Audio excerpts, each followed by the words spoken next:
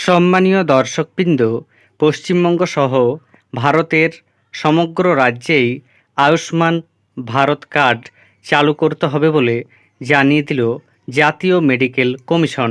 এর ফলে পশ্চিমবঙ্গেও আয়ুষ্মান ভারত কার্ডের সুবিধা পেতে পারেন সাধারণ মানুষ।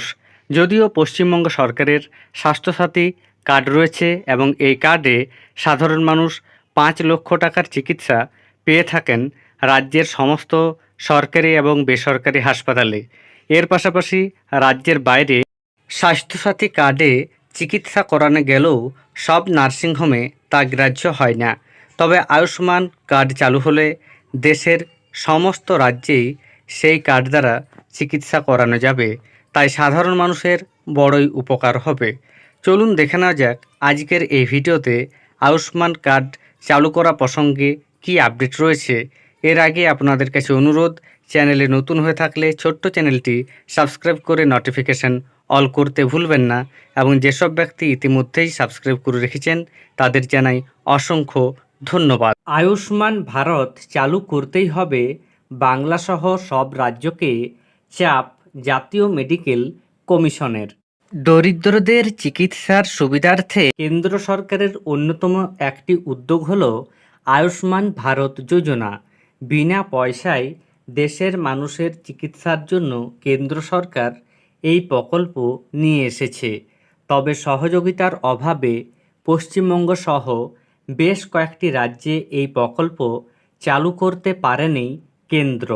লোকসভার নির্বাচনের প্রচারে রাজ্য বিজেপি জানিয়েছিল রাজ্যের সহযোগিতা ছাড়াই বাংলায় আয়ুষ্মান ভারত চালু করা হবে।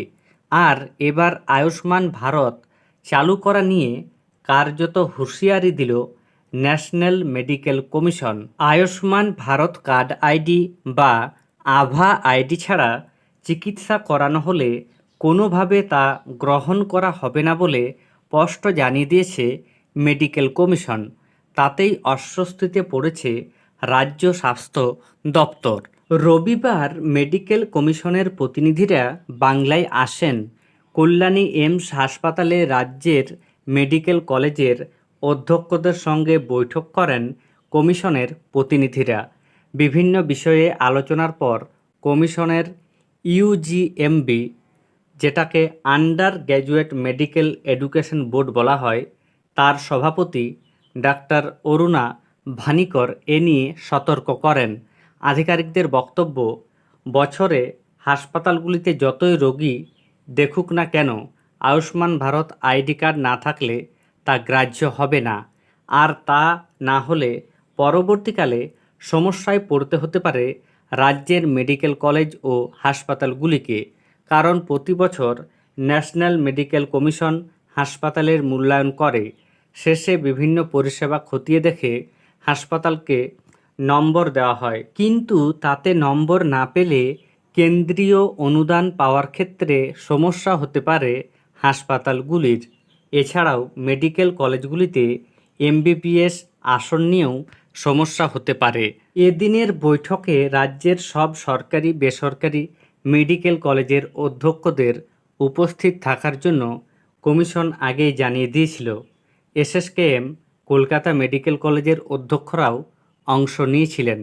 যদিও এ বিষয়ে পুরো রিপোর্ট পাওয়ার পরেই সিদ্ধান্ত নেওয়া হবে বলে জানিয়েছে স্বাস্থ্য ভবন। এবার এ নিয়ে রাজ্য সরকার কী পদক্ষেপ করে সেটাই হলো দেখার। তবে কমিশনের এমন হুঁশিয়ারিতে যথেষ্টই চাপে পড়েছে রাজ্য সরকার।